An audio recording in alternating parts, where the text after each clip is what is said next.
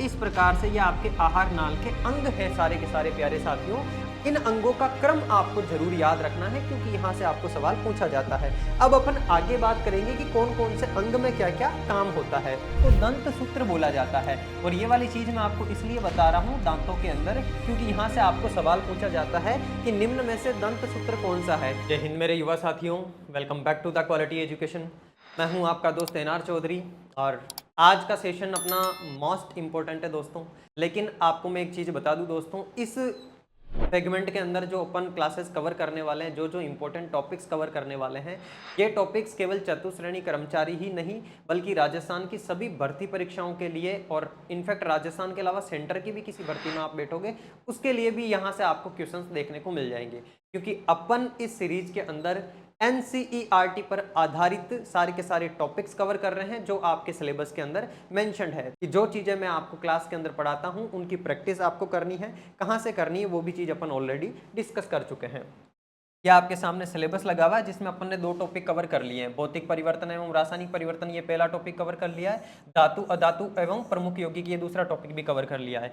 अगला टॉपिक आपके प्रकाश का परावर्तन एवं नियम है, फिर आनुवंशिकी से संबंधित शब्दावली है, फिर मानव शरीर जिसमें संरचना अंग तंत्र ये तीसरा टॉपिक है। आज अपन इस वाले टॉपिक की शुरुआत करने जा रहे हैं क्योंकि साथियों इस मानव शरीर वाले टॉपिक के अंदर क्या है कि आपके संरचना अंग तंत्र सारी चीजें पूछ ली, यानी कि आपके पाचन तंत्र है, श्वसन तंत्र है, उत्सर्जन तंत्र है, उन सारी ही चीजों के बारे में पूछा है। तो वो 1 बाय 1 अपन 30 मिनट शो के अंदर डिस्कस करते जाएंगे। क्लास के अंदर आगे बढ़ने से पहले आप लोगों के लिए एज यूजुअल वही टास्क, क्योंकि अपना 2 वे कम्युनिकेशन हो, जो चीजें मैं आपको पढ़ा रहा हूं वो पढ़ाई हुई चीजें आपको कितनी समझ में आ रही है ये बात मुझे पता चलना अति आवश्यक है। उसके लिए इससे पहले जो क्लास आपने देखी है उस क्लास के अंदर मैंने आपको जो कॉन्सेप्ट पढ़ाया है उस कॉन्सेप्ट पर आधारित एक प्रश्न आपके सामने है। इस प्रश्न का जवाब आपको मुझे कमेंट बॉक्स के अंदर देना है। तो अब अपन आगे बढ़ते हैं दोस्तों। और सबसे महत्वपूर्ण बात कि अपन जो भी चीज़ें यहाँ पर पढ़ रहे हैं उन सारी चीज़ों की पीडीएफ आपको अपने टेलीग्राम चैनल पे मिल रही है। तो टेलीग्राम चैनल है अपना क्वालिटी एजुकेशन आरएस के नाम से, डिस्क्रिप्शन में आपको लिंक भी मिल जाएगा जब आप डिस्क्रिप्शन बॉक्स खोल के देखोगे तो। और उसके अलावा आप टेलीग्राम पे जाके सर्च भी कर सकते हो इस टेलीग्राम चैनल पे। और इसके साथ में इस एप्लीकेशन के अंदर भी, अपने एप्लीकेशन में भी आपको सारी की सारी पीडीएफ में अवेलेबल करवा देता हूँ फ्री स्टडी मटेरियल वाले सेक्शन के अंदर। अपने एप्लीकेशन में आप जाके देखोगे द 30 मिनट शो के नाम से एक नया सेगमेंट बना हुआ है। उस सेगमेंट के अंदर आपको यहाँ पर हमारे द्वारा 30 मिनट शो में जितनी भी क्लासेस करवाई जाती है सबकी पीडीएफ पैनल के ऊपर अभी मैं जितनी भी चीजें पढ़ाऊंगा वो सारी पढ़ाई हुई चीजें पीडीएफ फॉर्मेट में आपको उपलब्ध हो जाएगी ताकि आप उसका रिवीजन अच्छे तरीके से कर पाओ। तो देखो साथियों, आज अपन मानव शरीर संरचना अंग तंत्र की शुरुआत कर रहे हैं। मानव शरीर के अंदर अपन कौन कौन से तंत्र पढ़ने वाले हैं पहले ये जान लो। देखो, मानव शरीर बेसिकली होता क्या है, हमारी पूरी की पूरी ह्यूमन बॉडी, इस ह्यूमन बॉडी की सारी एनाटॉमी को अपन पढ़ेंगे कि किस प्रकार से अपने शरीर में पाचन तंत्र काम करता है, किस प्रकार से श्वसन तंत्र काम करता है। जैसे हम जो श्वास लेते हैं वो श्वास लेने के बाद कहाँ जाती है, वो शरीर में जाकर के क्या काम करती है, हमें भोजन से ऊर्जा किस प्रकार से प्राप्त होती है, हमारे शरीर में खून किस प्रकार से परिसंचरण कर रहा है। मानव शरीर के बारे में जितनी भी चीजें वो सारी इस सीरीज के अंदर अपन जानने वाले हैं, जिसमें आज का जो अपना कॉन्सेप्ट रहेगा वो रहेगा पाचन तंत्र पर आधारित। यानी कि हम जो भी भोजन ग्रहण करते हैं, जो भी खाना हम खाते हैं वो कहाँ से खाते हैं, यहाँ से खाने के बाद भोजन कहाँ कहाँ पर जाता है, शरीर में और कौन कौन सी चीजें उसमें क्या क्या मिलाती है कि उस भोजन का पाचन होता है, उस भोजन के पाचन के बाद में क्या ऐसी चीजें होती है जिस वजह से हमारे शरीर को एनर्जी मिलती है और हम काम करने के लिए वापस से एक्टिव हो जाते हैं, वो सारी चीजें आज के सेशन में जानेंगे। तो ये जो मानव शरीर संरचना अंग तंत्र है ना साथियों, इसके अंदर देखो आज अपन डिस्कस कर रहे हैं एक अपना पाचन तंत्र। पाचन तंत्र के बाद में और भी चीजें अपन डिस्कस करेंगे। पाचन तंत्र के बाद में अगली जो क्लास आएगी वो आएगी आपके श्वसन तंत्र की, ठीक है। श्वसन तंत्र के बाद में उसकी अगली क्लास आएगी आपके उत्सर्जन तंत्र की, यानी कि एक्सक्रेटरी सिस्टम, जिसके अंदर आपके मूत्र निर्माण की प्रक्रिया आपको समझाएंगे क्योंकि यहाँ से सवाल पूछे जाते हैं प्यारे दोस्तों।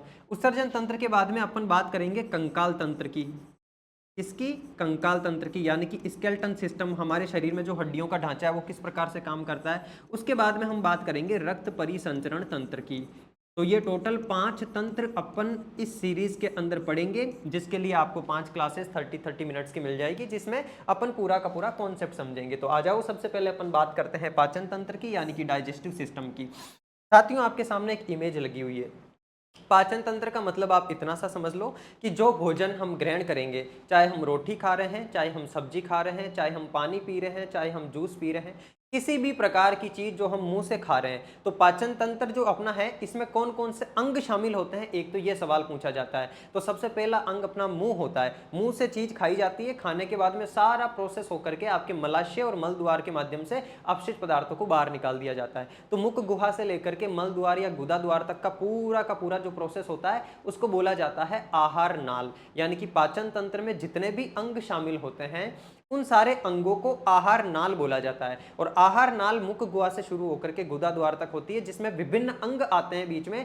हर एक अंग का अपना एक अलग काम होता है। इसके बारे में भी आपसे सवाल एग्जाम में पूछा जाता है। कई बार ये पूछ लिया जाता है कि कार्बोहाइड्रेट का पाचन कौन सा एंजाइम करता है। कई बार ये पूछ लिया जाता है कि प्रोटीन का पाचन शरीर में कहां पर होता है। कई बार ये पूछ लिया जाता है कि मुंह में दांत कितने प्रकार के पाए जाते हैं। जैसे आपके कर्तनक, रदनक, अग्र चवणक, चवणक 4 प्रकार के दांत पाए जाते हैं। दंत सूत्र पूछ लिया जाता है। तो जितनी भी चीजें पूछी जाती है, आज का सेशन जब आप एक बार पूरा देख लोगे ना मेरे प्यारे साथियों, उसके बाद में आपके सारे के सारे डाउट्स क्लियर हो जाएंगे। एकदम क्रिस्टल क्लैरिटी आपके माइंड के अंदर आ जाएगी कि किस प्रकार से हमारा पाचन तंत्र काम करता है और कौन सी चीज खाने से हमारे शरीर को क्या मिलता है, और वो खाई हुई चीजें हमारे शरीर में किस प्रकार से और कहां कहां पर डाइजेस्ट होती है। तो सबसे पहले आपको क्या जानना है, सबसे पहले आपको जानना है कि पाचन तंत्र के अंदर हमारे शरीर में कौन कौन से अंग शामिल हो रहे हैं, क्योंकि यहां से सवाल पूछा जाता है। और इन अंगों को संयुक्त रूप से हमारे पाचन तंत्र के अंदर बोला जाता है मेरे प्यारे साथियों आहार नाल। क्या बोला जाता है? आहार नाल। अब इस आहार नाल की शुरुआत देखो कहां से हो रही है, आप चित्र के अंदर देख पाओगे, मुख गुहा से। ये आपकी मुख गुहा है, यहां से आहार नाल की शुरुआत हो रही है, और ये आपका लास्ट में गुदा द्वार है, मलाशय के बाद में मल द्वार है, यहां से अपशिष्ट पदार्थों को बाहर निकाल दिया जाता है। ये पूरा का पूरा प्रोसेस आपका क्या कहलाता है? आहार नाल। यहां से सवाल किस प्रकार का बनता है, तो एक प्रश्न देखो पहले, उसके बाद आगे अपन डिस्कस करेंगे। प्रश्न कह रहा है कि आहार नाल का विस्तार होता है। अब ऐसा सवाल आपको परीक्षा में पूछा जाएगा कि भाई साहब आहार नाल, सबसे पहले तो आपको यह पता होना चाहिए कि आहार नाल होती क्या है। एक चीज समझे, आहार नाल क्या होती है? पाचन तंत्र के जितने भी अंग होते हैं सभी अंगों को मिला करके आहार नाल बोला जाता है। और आहार नाल मुख गुहा से शुरू होती है और गुदा द्वार तक जाती है। अभी अपन ने डिस्कस करा। ये कह रहा है ग्रसिका से बृहदांत्र, बृहदांत्र का मतलब बड़ी आंत, तो ये तो बात गलत हो जाएगी, ग्रसिका से थोड़ी शुरू होती है। आहार नाल का शुभारंभ तो मुख गुहा से हो जाता है। ये दूसरा कह रहा है मुख गुहा से शुरू होती है और आमाशय तक जाती है, तो आमाशय तक ही थोड़ी जाएगी, आमाशय से भी आगे होती है, मुख गुहा से लेकर के गुदा द्वार तक। तो ऑप्शन नंबर सी अपना इसका राइट होगा। ये कह रहा मुख गुहा से शुद्रांत्र, शुद्रांत्र का मतलब होता है बड़ी आंत। आहार नाल जो होती है बड़ी आंत तक नहीं होती है। अब जैसे देखो, आप इस डायग्राम को देखोगे ना, इस डायग्राम को देखोगे, सबसे पहले आपके सामने कौन आ रही है? मुख गुहा आ रही है। तो मैं आहार नाल के भाग सीक्वेंस के अंदर लिख रहा हूं यहां पर, जो कि आपको बिल्कुल पर्टिकुलर वे के अंदर याद करने। देखो आहार नाल के अंदर सबसे पहले कौन आता है, इसमें अपन एक अच्छा सा कलर ले लेते हैं जिससे कि आपको बिल्कुल क्रिस्टल क्लियर दिखाई दे। आहार नाल के अंदर सबसे पहला जो अंग आता है ना मेरे प्यारे साथियों, वो सबसे पहला अंग आता है मुख गुहा। तो ये वाली चीज आपको पता होनी चाहिए, सबसे पहला अंग मुख गुहा आता है। मुख गुहा के बाद में दूसरा अंग क्या आता है? वो आता है ग्रसनी। मैंने आपके सामने जो डायग्राम लगाया है, इस डायग्राम में आप देखते जाओ, ये मुख गुहा है। मुख गुहा के बाद में यहां से लेकर के यहां तक का जो भाग होता है वो ग्रसनी होता है। ये क्या कहलाता है? ग्रसनी कहलाता है, जिसको अपन फिरेंक्स बोलते हैं इंग्लिश में। ग्रसनी के बाद में यहां से शुरुआत होती है ग्रसिका की, और यहां तक आती है ये पूरी की पूरी क्या होती है? ग्रसिका। उसके बाद में आमाशय की शुरुआत हो जाती है ग्रसिका के बाद में। आमाशय जिसको आप पेट बोलते हो, मुख्य रूप से आप जिसको पेट कहते हो ना, वो पेट आपका आमाशय ही होता है। और ये आमाशय के बाद में आप देखोगे यहां पर अलग कलर ले लेता हूं मैं ताकि और अच्छे से समझ में आए। यह आपका इतना सा आमाशय है, ठीक है मेरे प्यारे साथियों। इस आमाशय के जस्ट नीचे आपकी कौन है? आमाशय के जस्ट नीचे आपकी ये अग्नाशय ग्रंथि है।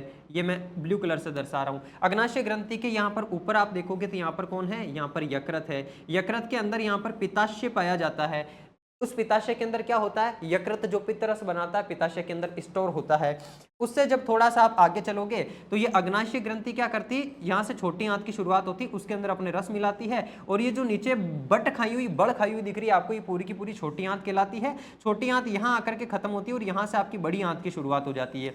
ये बड़ी आंत पूरी घूम करके बड़ी आंत के यहाँ पर ये एक्स्ट्रा में जो होती है इसको बोला जाता है अपेंडिक्स या अवशिष्ट, जो कि अपने शरीर के अंदर फालतू की जो चीजें होती है उनको इसके अंदर सेव करके ये रख लेती है। तो ये होती है आपकी जिसको परिशेषिका के नाम से भी जाना जाता है, या फिर इसको आप क्या कहते हो, अपेंडिक्स भी कहते हो। कई बार ये शरीर में दिक्कत करने लग जाती है तो इसको ऑपरेशन के माध्यम से बाहर भी निकलवाना पड़ता है, और ये जो आपकी बड़ी आंत है ये आकर के यहाँ पर खत्म होती है। तो इस प्रकार से पूरा सीक्वेंस जब आप देखोगे ना, इस सीक्वेंस के अंदर आपको सबसे पहले ध्यान रखना है, पहले नंबर पे मुख गुहा आती है, दूसरे नंबर पे ग्रसनी आती है, तीसरे नंबर पे कौन आती है, तो ग्रास नली आती है आहार नाल के अंदर। सबसे पहले अपन ये जान रहे हैं मेरे प्यारे साथियों कि आहार नाल के अंदर कौन कौन से अंग शामिल होते हैं। एक बार ये जान लोगे, उसके बाद में ये जानेंगे कि कौन कौन से अंग के अंदर क्या क्या काम होता है, या कौन कौन से एंजाइम स्त्रावित होते हैं जिस वजह से भोजन का पाचन होता है। तो सबसे पहले तो ये जानो, क्योंकि जैसे देखो, अगर आपको आपके घर से निकल करके किसी गांव जाना है ना, तो उस गांव जाने के लिए आपको सबसे पहले पता होना चाहिए कि रास्ता कौन कौन सा है, या बीच में कौन कौन से गांवों से होते हुए मुझे जाना पड़ेगा। जैसे आपके घर से आप निकले, मानो कि आपका गांव है पर्वतसर के अंदर कहीं पर आपका गांव है, पर्वतसर से आप निकले, फिर आपको पर्वतसर से निकल करके जयपुर जाना है, तो ये पूरा का पूरा आहार नाल हो गया। पर्वतसर से पहले आप अजमेर आओगे, अजमेर से फिर आप किशनगढ़ जाओगे, किशनगढ़ से फिर आगे आप फुलेरा जाओगे। इस प्रकार से इस पूरे रास्ते के अंदर बीच में जो जो गांव आ रहे हैं उनका नाम आपको पता रहेगा, तो उन गांवों से होते हुए आप अपने लक्ष्य तक पहुंच जाओगे। वही काम अपने इस आहार नाल के अंदर होता है। मुख गुहा से शुरुआत होती है, ग्रसनी के पास जाते हैं, फिर ग्रास नली के पास जाते हैं, फिर वो भोजन आमाशय के पास जाता है। आमाशय के पास जाकर के जैसे ही आमाशय से आगे निकलने लगता है भोजन, उस आमाशय के बाद में ये यकृत भाई साहब जो है ये पित्त रस बना करके रखते हैं, उस पित्त रस को इस पित्ताशय के अंदर स्टोर करके रखते हैं। तो उस पित्ताशय से पित्त रस को भोजन में मिला देते हैं। फिर आमाशय से जस्ट नीचे ये अग्नाशय ग्रंथि है, अग्नाशय ग्रंथि 3 प्रकार के एंजाइम निकालती है, उन एंजाइम को भोजन में मिला देती है छोटी आंत के अंदर। फिर भोजन छोटी आंत से होते हुए छोटी आंत के अंदर पूरा डाइजेशन होता है, छोटी आंत में कुछ हार्मोन और एंजाइम और स्त्रावित होते हैं, वहां से पाचन होकर के भोजन बड़ी आंत के पास चला जाता है, और बड़ी आंत से फिर यहाँ पर मलाशय के अंदर आकर के इकट्ठा हो जाता है, और मॉर्निंग में जब आप फ्रेश होने जाते हो तो मल द्वार के माध्यम से बाहर निकाल दिया जाता है। बाकी छोटी आंत का जो सबसे अंतिम भाग होता है उसके अंदर भोजन के जो इंपॉर्टेंट अवशोषक होते हैं उनका पाचन के द्वारा अवशोषण कर लिया जाता है छोटी आंत की दीवारों के माध्यम से। तो देखो तीसरे नंबर पे आपकी कौन आ गई, ग्रास नली आ गई, जिसको आप ग्रसिका भी बोलते हो। ग्रास नली को और किस नाम से जानते हो आप, ग्रसिका के भी नाम से जानते हो, या फिर इसी को आप इसोफेगस भी बोलते हो साथियों। ये तीसरा नाम भी मैं इसलिए लिख रहा हूं क्योंकि ये भी सवाल पूछा जाता है। इसी को क्या बोला जाता है, इसोफेगस बोला जाता है। इसके बाद में चौथे नंबर पर कौन आएगा, ग्रास नली के बाद में चौथे नंबर पर आएगा आपका आमाशय। और ये जो मैं चीजें लिख रहा हूं ना मेरे प्यारे साथियों, ये मोस्ट इंपॉर्टेंट है, क्योंकि कई बार आपको पाचन तंत्र का या आहार नाल के अंगों का क्रम पूछ लेता है कि आमाशय पहले आता है या ग्रसिका पहले आती है, छोटी आंत पहले होती है या यकृत पहले होता है, आगे पीछे करके क्रम पूछ लेता है। तो आपको पता होना चाहिए कि मुख गुहा के बाद में ग्रसनी आएगी, उसके बाद में ग्रास नली आएगी जिसको ग्रसिका या इसोफेगस के नाम से भी जानते हैं, उसके बाद में आमाशय आएगा, ये रहा आपका आमाशय, ये जैसे ग्रसिका हो गई, इसके बाद में ये आमाशय आ गया। आमाशय के बाद में आप यकृत को लोगे साथियों, इसको लोगे यकृत को, और इस यकृत को आप लीवर भी बोलते हो। और इस यकृत के अंदर एक अंग और होता है जिसको अपन बोलते हैं पित्ताशय। क्या बोलते हैं, पित्ताशय बोलते हैं। ये पित्ताशय क्या काम करता है, तो आप ऐसे समझो कि यकृत एक फैक्ट्री है जो कि पित्त रस बनाने का काम करती है। यकृत बेचारा पित्त रस बना बना करके पित्ताशय के अंदर स्टोर कर देता है। पित्ताशय को अंग्रेजी में गोल ब्लैडर बोलते हैं, यकृत को लीवर बोलते हैं। तो इस गोल ब्लैडर के अंदर, पित्ताशय के अंदर जो पित्त रस स्टोर होता है ना, वो फिर जब भोजन आमाशय से आगे जा रहा होता है ना, देखो मैं इसको मिटाऊं यहाँ पर, तो ये जो आमाशय है यहाँ पर खत्म हो रहा है। अब ये पित्त नली के माध्यम से भोजन को उसके अंदर मिला दिया जाता है। जैसे ही भोजन आमाशय से आगे जाता है, इस पित्ताशय के द्वारा पित्त रस को भोजन में मिला दिया जाता है। उसके बाद में आप देखोगे आमाशय से आगे ये अग्नाशय ग्रंथि आ गई। तो यकृत के बाद में 5 नंबर पर मैं यहाँ पर लिख रहा हूँ कौन सी ग्रंथि, अग्नाशय ग्रंथि। इस अग्नाशय ग्रंथि को पेनक्रियाज ग्लैंड भी बोला जाता है। क्या बोला जाता है, जो अंग्रेजी वाले साथी है वो लिखते जाओ, पेनक्रियाज ग्लैंड बोला जाता है। और ये अग्नाशय ग्रंथि 3 प्रकार के एंजाइम स्त्रावित करती है जो कि भोजन में अलग अलग प्रकार के पोषक तत्वों का पाचन करते हैं। इस अग्नाशय ग्रंथि के बाद में शुरुआत होती है साथियों छोटी आंत की। तो इसके बाद में आप लिखोगे छोटी आंत। और ये जो छोटी आंत होती है ना, इस छोटी आंत को शुद्रांत्र के नाम से भी जाना जाता है। यहाँ पर जो आपको नाम दिख रहा है ना, ये शुद्रांत्र लिखा हुआ, ये शुद्रांत्र, इसको छोटी आंत बोला जाता है, और बृहदांत्र को बड़ी आंत बोला जाता है। तो छोटी आंत के बाद में किसकी बारी आती है, 7 नंबर पे बारी आती है आपके बड़ी आंत की। तो ये हो जाएगी आपकी बड़ी आंत।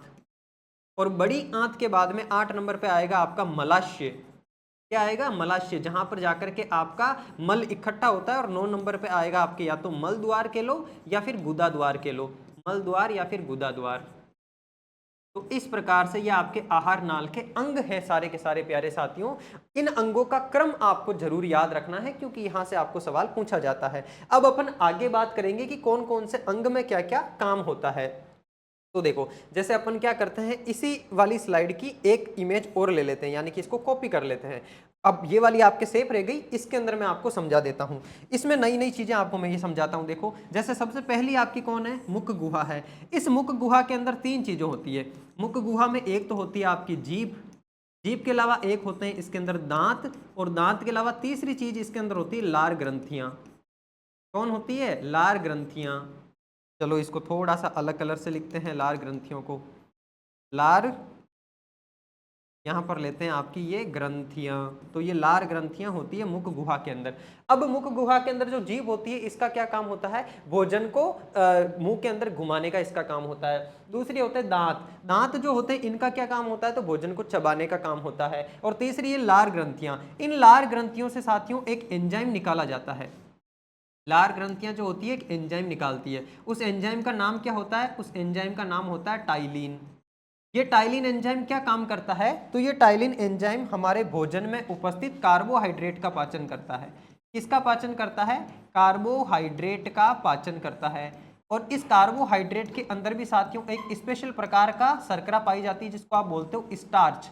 उस स्टार्च का पाचन हमारे मुंह के अंदर ही शुरू हो जाता है। तो आपसे एग्जामिनर ऐसा सवाल यहां से पूछता है कि शरीर में कार्बोहाइड्रेट का पाचन कहां से शुरू होता है, मुख गुहा से होता है, ग्रसनी से होता है, ग्रास नली से होता है, या फिर आमाशय से होता है। तो ध्यान रखोगे, कार्बोहाइड्रेट का पाचन मुख गुहा से शुरू हो जाता है। मुख गुहा में लार ग्रंथियों में एक एंजाइम पाया जाता है जिसका नाम होता है टाइलिन। ये टाइलिन एंजाइम क्या करता है, कार्बोहाइड्रेट यानी कि स्टार्च का पाचन शुरू कर देता है। स्टार्च को तोड़ करके या आपके ये मंड के अंदर कन्वर्ट कर देता है।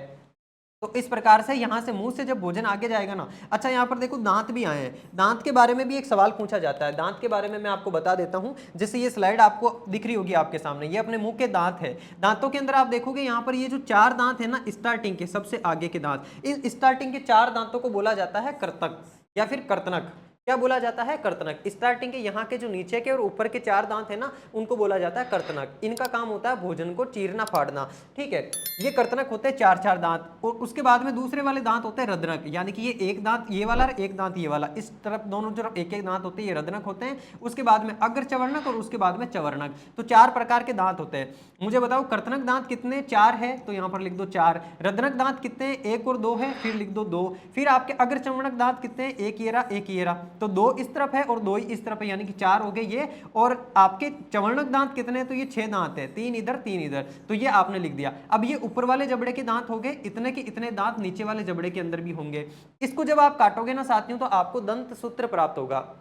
एग्जामिनर जो आपसे सवाल पूछता है ना कि निम्न में से दंत सूत्र कौन सा है, इसको आप दो से काटोगे, दो दूनी चार, दो एकम दो, दो दूनी चार, दो तिया 6, और नीचे वाले जबड़े में भी ये है, यानी कि 21-23 बटा 21-23 जो होता है ना, इसको दंत सूत्र बोला जाता है। और ये वाली चीज मैं आपको इसलिए बता रहा हूं दांतों के अंदर, क्योंकि यहां से आपको सवाल पूछा जाता है कि निम्न में से दंत सूत्र कौन सा है, 21-23 बटा 21-23 है, या 21-24 बटा 21-24 है, या 22-24 बटा 22-24 है। इस प्रकार से अलग अलग देता है। तो आप ध्यान रखोगे 21-23 बटा 21-23 जो होता है उसको दंत सूत्र बोला जाता है। और आपने ये भी देख लिया कि ये दंत सूत्र बना कैसे है, निचले वाले जबड़े में जितने दांत है उनको यहां लिख दिया, और ऊपर वाले जबड़े में जितने दांत है उनको यहां लिख दिया, और उनके बटे हुए में काट करके जो लास्ट में बचा ये आपके दंत सूत्र होता है। तो दंत सूत्र में यहाँ लिखा हुआ भी है, देखो, भोजन को काटने का काम कर्तनक दांतों का होता है, रद्रक दांत भोजन को चीरना फाड़ना काम करते हैं, अगर चवर्णक भोजन को चबाने के काम में आते हैं, और चवर्णक दांत भोजन को चबाने के काम में आते हैं। यानी कि पीछे की अपनी जो डाढ़े होती है ना, वो तो भोजन को चबाती है, और आगे के जो दांत होते हैं वो भोजन को चीर फाड़ करने का काम करते हैं। इस प्रकार से अब ये तो हो गया आपके मुख गुहा पूरी की पूरी कंप्लीट। इसके बाद में बारी आती है किसकी, ग्रसनी की। ये जो ग्रसनी होती है साथियों, इसको फिरेंक्स भी बोला जाता है। ग्रसनी को क्या बोला जाता है, फिरेंक्स बोला जाता है। अंग्रेजी वाले साथी लिख लेंगे। ये जो ग्रसनी होती है ना, ये कॉमन द्वार होती है श्वासन तंत्र के लिए और पाचन तंत्र के लिए। ग्रसनी यानी कि अपन जैसे ही मुख गुहा होती है, मुख गुहा से जस्ट नीचे यहाँ पर इतनी सी होती है ग्रसनी। ग्रसनी आगे जाकर के दो पार्ट्स में डिवाइड हो जाती है, एक तरफ तो श्वास नली फेफड़ों के अंदर चली जाती है और दूसरी ग्रास नली जो कि पाचन तंत्र के लिए नीचे चली जाती है। यानी यहाँ तक तो ये यहाँ से लेकर के यहाँ तक तो एक ही है, यहाँ से आगे फिर एक तो श्वास नली फेफड़ों में चली जाती है और दूसरी ये ग्रास नली होती है जिसको ग्रसिका के नाम से जानते हैं। तो ग्रसनी और ग्रास नली या ग्रसिका, इनके अंदर भोजन का कोई पाचन नहीं होता है। ये केवल इनके अंदर कर्मानुकुंचन की क्रिया होती है, संकुचन की क्रिया, जो कि भोजन को नीचे भेजने का काम करती है और फिर वो भोजन नीचे भेज करके कहाँ आ जाता है, आमाशय के पास आ जाता है। तो ये जो आपका आमाशय दिख रहा है, इस आमाशय में भोजन अब आ जाएगा और भोजन जैसे ही आमाशय में आएगा, आमाशय अपना काम शुरू कर देगा। क्या क्या काम करेगा मैं एक एक चीज समझाऊंगा आपको, लेकिन अगर आपको क्लास पसंद आ रही हो साथियों तो मुझे कमेंट बॉक्स में आकर के बताना जरूर कि चीजें आपको कितनी बेहतर तरीके से समझ आ रही है, क्योंकि आपके द्वारा बताई गई चीजें ही मुझे मोटिवेट करती है आपको और अच्छे तरीके से समझाने के लिए, या कहीं पर मुझे समझाने के तरीके में और सुधार करना है तो सुधार करने के लिए भी मुझे आपके कमेंट ही बताते हैं। तो आपको कैसी चीजें लग रही है, कितना समझ में आ रहा है, किसी प्रकार का कोई डाउट है, वो हर चीज आप मुझे आकर के कमेंट बॉक्स में कमेंट कर दो। मैं खुद आपके कमेंट देखता हूं और मुझे जहां पे लगता है कि यार इस विद्यार्थी की ये वाली समस्या है, अगली क्लास में उस समस्या का मैं समाधान भी देता हूं। तो आपको कमेंट बॉक्स में कमेंट जरूर करके बताना है। अगर किसी प्रकार का डाउट रहे या कोई चीज समझ ना आए या कोई चीज अच्छी लगे तो उसको प्रोत्साहित करने के लिए भी आप कमेंट कर सकते हो। तो यहाँ पर देखो, एक जो मैं चीज यहाँ पर इंपॉर्टेंट लिख रहा हूँ ना, यहाँ आ जाओ, इस वाले पर समझाता हूँ। सबसे पहले अपन ने मुख गुहा के बारे में समझ लिया है ना। पहला पॉइंट अपना मुख गुहा था, इस मुख गुहा को अपन ने अच्छे से कवर कर लिया। इसके बाद में देखो कौन होती है, ग्रसनी होती है, और ग्रसनी के बाद में कौन आती है, ग्रास नली आती है। अब इन ग्रसनी और ग्रास नली के बारे में आपको जो एक बात ध्यान रखनी है ना, वो ये बात ध्यान रखनी है कि इनमें भोजन का पाचन नहीं होता है, इनमें भोजन का पाचन नहीं होता है, भोजन का पाचन नहीं होता है। और ये जो मैंने चीज लिखी है ये इंपॉर्टेंट है। अच्छा, इसके अंदर किसका पाचन होता है, तो इसमें या तो स्टार्च लिख लो या फिर कार्बोहाइड्रेट लिख लो। कार्बोहाइड्रेट का पाचन होता है, कार्बोहाइड्रेट का पाचन होता है, पाचन होता है। इसका मतलब आप एक चीज समझ गए कि कार्बोहाइड्रेट का पाचन हमारे मुंह के अंदर होना शुरू हो जाता है। तीसरे नंबर पे इसके बाद में आता है अपना कौन, आमाशय। और ये जो आमाशय होता है ना साथियों, इसके बारे में एक बात लिखोगे आप मेरे साथ साथ में। आमाशय आपके तीन चीजें स्त्रावित करता है। आमाशय में देखो, एक तो HCl यानी कि हाइड्रोक्लोरिक अम्ल का स्त्रावण होता है, इसके अलावा एक श्लेष्मा का स्त्रावण करता है आमाशय, और श्लेष्मा के अलावा एक एंजाइम का स्त्रावण भी करता है। और ये जो एंजाइम होता है ना साथियों, ये एंजाइम दो प्रकार के होते हैं। कौन कौन से एंजाइम होते हैं, एक तो इसके अंदर होता है पेप्सिन एंजाइम। कौन सा एंजाइम होता है, पेप्सिन एंजाइम, और दूसरा होता है इसके अंदर रेनिन एंजाइम। दूसरा कौन सा होता है, रेनिन एंजाइम होता है। यानी कि आमाशय के अंदर क्या होता है, एक तो HCl स्त्रावित होता है। HCl क्या करता है, भोजन को अम्लीय बनाने का काम करता है, भोजन को अम्लीय बनाएगा HCl, अम्लीय बनाएगा। और श्लेष्मा क्या करती है, तो देखो अपना जो आमाशय होता है यानी कि जो पेट होता है ना, यहाँ डायग्राम में आप देखोगे ये वाला जो दिख रहा है ना आपको, ये आमाशय है ना। ये यहाँ से लेकर के यहाँ तक इतना सा जो दिख रहा है ये आमाशय है, इसी को पेट बोला जाता है। इस आमाशय में जैसे ही भोजन आता है ना, तीन प्रकार की चीजें स्त्रावित होती है। एक HCl यानी कि हाइड्रोक्लोरिक अम्ल, जो कि भोजन को अम्लीय बनाने का काम करता है। दूसरा श्लेष्मा का स्त्रावण होता है, क्योंकि आमाशय की जो अंदर की दीवार है ना, वो HCl की वजह से जलने लग जाती है। तो उस HCl अम्ल है, अम्ल तो चीजों को जला देता है, अम्ल यानी कि एसिड, तो उस जलने से बचाने के लिए श्लेष्मा क्या करती है, हाइड्रोक्लोरिक अम्ल के लिए एक परत बना देती है आमाशय के अंदर, ताकि आमाशय के अंदर की दीवार खराब ना हो। तीसरा इसके अंदर कौन स्त्रावित हुआ है, एंजाइम। तो जो पेप्सिन और रेनिन एंजाइम स्त्रावित हुए ना, ये दोनों एंजाइम प्रोटीन का पाचन करने का काम करते हैं। तो पेप्सिन एंजाइम किसका पाचन करता है, पेप्सिन एंजाइम भी प्रोटीन का पाचन करता है। यहां पर लिख लोगे आप प्रोटीन का पाचन, मैं यहां शॉर्ट में लिख रहा हूं, ये भी प्रोटीन का पाचन करता है। और रेनिन एंजाइम भी प्रोटीन का पाचन करता है। लेकिन रेनिन एंजाइम जिस प्रोटीन का पाचन करता है ना, इसको अपन केसिन प्रोटीन बोलते हैं।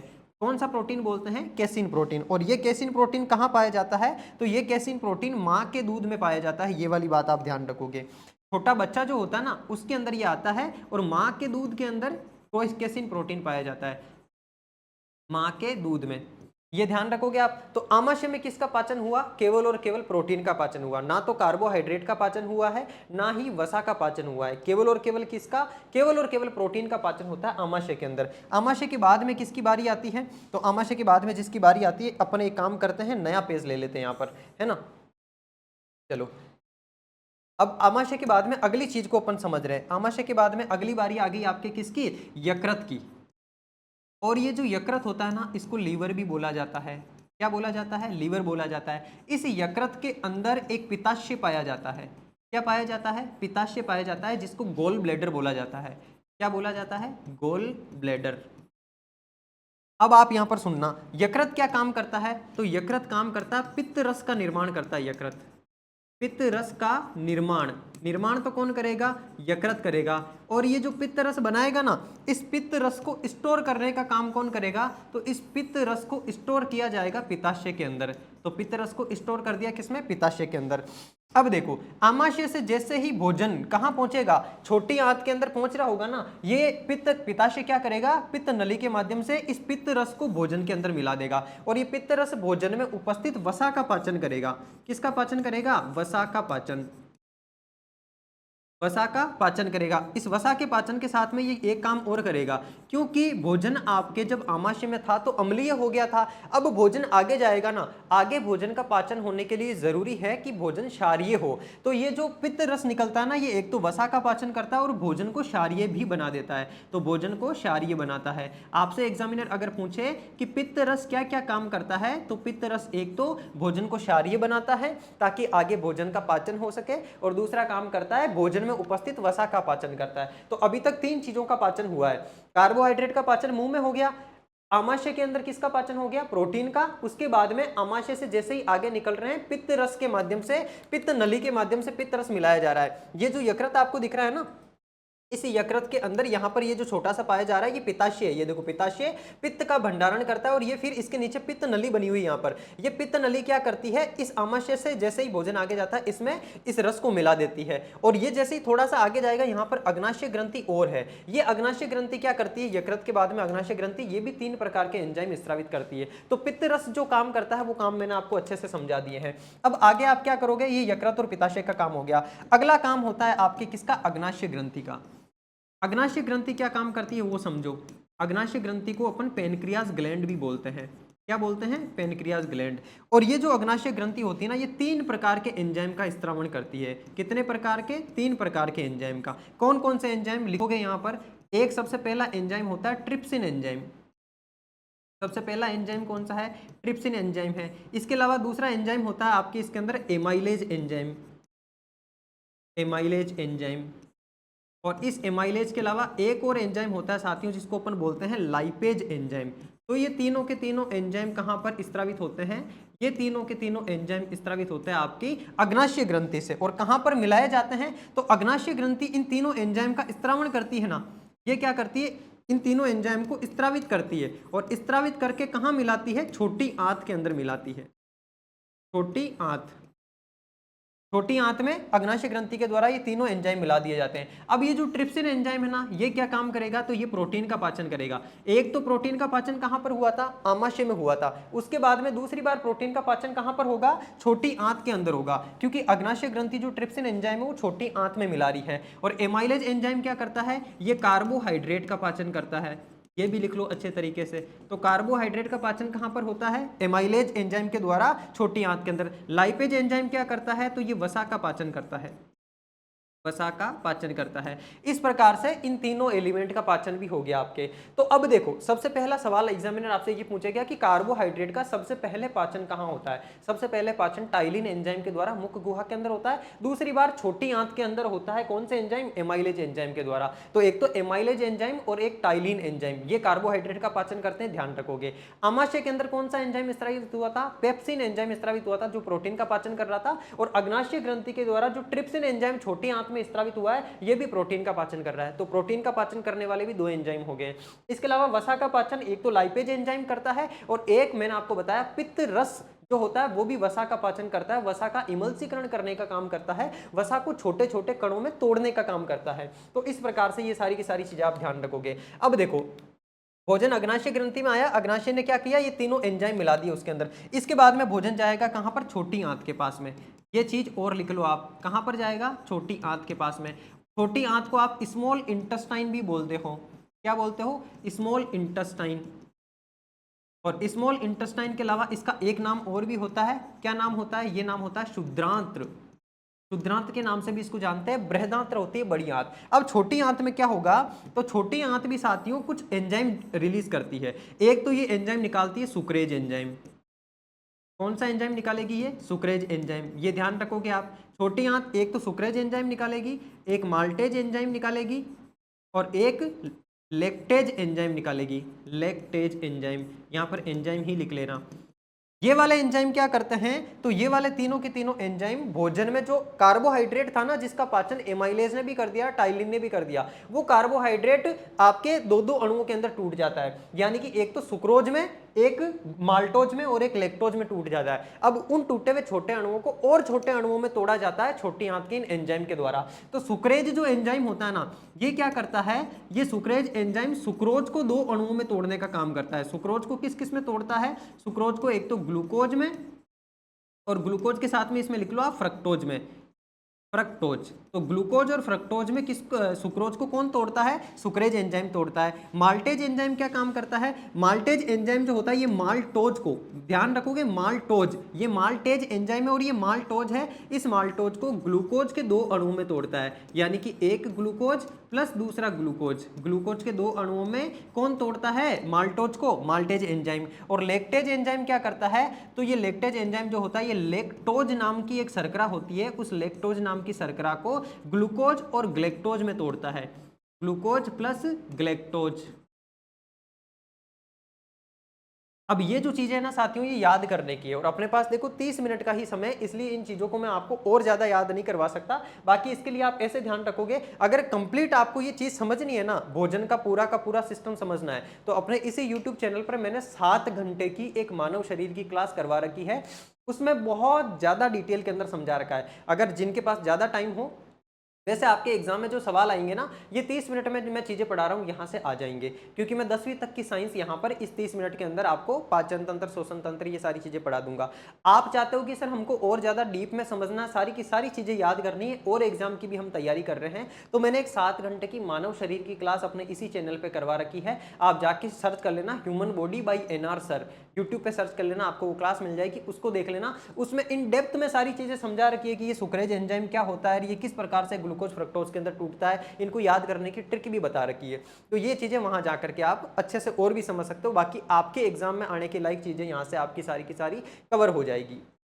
अब देखोगे तो छोटी आंत में एक तो क्या हुआ, भोजन का पाचन हुआ, किसका, सुक्रोज का, माल्टोज का और लैक्टोज का। इसके अलावा और क्या काम करती है छोटी आंत, इसके अलावा छोटी आंत क्या करती है, भोजन का अवशोषण करने का भी काम करती है। क्या काम करती है, भोजन का अवशोषण, भोजन का, या एक तरीके से कह ले भोजन से जो रस प्राप्त होता है ना, क्योंकि देखो छोटी आंत तक आते आते कार्बोहाइड्रेट का भी पाचन हो गया, और आपके वसा का भी पाचन हो गया, और प्रोटीन का भी पाचन हो गया, सबका पाचन हो गया। अब पाचन होने के बाद में जो छोटे छोटे अणु बने हैं ना, उन छोटे छोटे अणुओं को छोटी आंत की जो दीवार है, उस दीवार के माध्यम से एब्जॉर्ब कर लिया जाता है, और एब्जॉर्ब करके हमारे खून के अंदर मिला दिया जाता है। तो ये क्या करती है, ये रसों का अवशोषण करने का काम करती है।